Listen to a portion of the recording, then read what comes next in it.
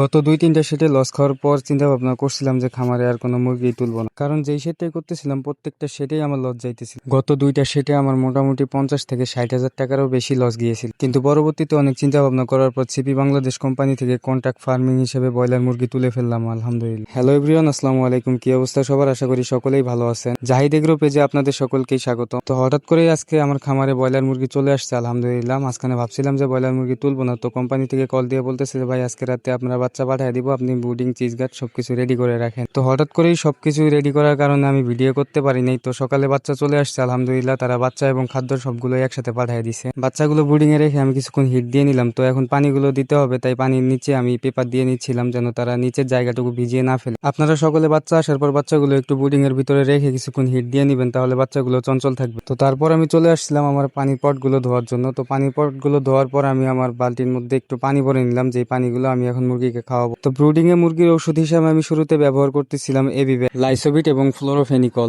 আমাদের এদিকে bird floor আক্রমণটা বেশি, তাই বার্ড ফ্লু এবং অন্যান্য রোগ প্রতিরোধ ক্ষমতার জন্য আমরা লাইসোবিট, এবিব্যাক এবং ফ্লোরোফেনিকলটাই দিয়ে বাচ্চা ব্রুডিং করতেছিলাম। ব্রুডিং এর ভিতরে সব ওষুধগুলো দেওয়ার পর এখন বাচ্চাগুলো ছাড়া শুরু করব। তো বাচ্চাগুলো ছাড়ার সময় আমরা গুনে গুনে ছাড়তেছিলাম যে সব বাচ্চাগুলো ঠিকঠাক আছে কিনা। মাঝে মাঝে অনেক বাচ্চা কম দেখা যায়, যেহেতু আমরা কোম্পানির মাধ্যমে বাচ্চাগুলো তুলছি। তো বাচ্চা যদি শর্ট থাকে আমাদের কোম্পানিকে জানাইতে হবে যে ভাই বাচ্চা আপনি কম দিচ্ছেন, তো পরের বার আমাদের বাচ্চাগুলো আবার বাড়ায় দিই। সব বাচ্চা ব্রুডিং এর ভেতর ছাড়ার পর আমি দেখতে পারলাম যে আমার এখানে সব বাচ্চাই সুস্থ আছে, আলহামদুলিল্লাহ। এবং 2টা বাচ্চা শর্ট দিছিল, তারা গুনতে হয়তো বা অসুবিধা করছে, তাই 2টা বাচ্চা শর্ট আসছে। এই জন্য আমি বাচ্চাগুলো গুনে গুনে ছাড়তেছিল। তো অনেকেই আমাকে জিজ্ঞেস করতে পারেন যে আমি বাচ্চাগুলো কত টাকা পিস কিনছি। তো আমি যেহেতু বাচ্চাগুলো কোম্পানির কাছে কন্ট্রাক্ট হিসেবে নিচ্ছি, তো তারা বাচ্চার একটা রেট ধরে 41 টাকা পিস, এবং বিক্রির সময় একটা রেট দিয়ে দেয় তারা 143 টাকা কেজি। এবং 143 টাকার উপরে যদি বাজার থাকে তাহলে 50% আমাকে দিবে এবং 50% কোম্পানি নিবে। তো ব্রয়লার মুরগির খামারের কাজ শেষ করে আমি চলে আসলাম আমার ইনকিউবেটরে ঘরে। এখানে কোয়েল পাখির বাচ্চাগুলো যে ব্রুডিং করছে ওগুলোর বয়স মোটামুটি 20 দিন হয়েছে, আলহামদুলিল্লাহ। তো আপনাদের যদি কারো জিরো বাচ্চা থেকে যে কোনো ধরনের কোয়েল পাখি লাগে আমার কাছে নিতে পারবেন, এবং হাঁসের বাচ্চাও যদি কারো লাগে আমার কাছে নিতে পারবেন। আর হ্যাঁ, আমি অনলাইনে কোনো বাচ্চা সেল করি না। কারো যদি বাচ্চা লাগে অবশ্যই আমার বাসায় এসে আমার খামারে এসে দেখে তারপর নিতে পারবেন।